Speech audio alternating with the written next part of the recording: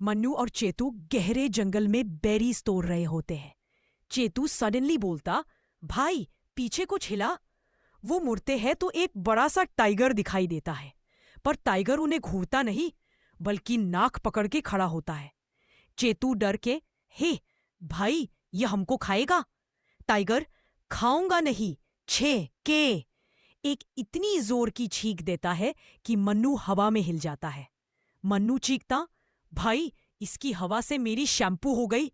वह भरती है। जंगल का एसी फुल स्पीड पे चल रहा है। टाइगर शर्मा कर बोलता, क्या करूं,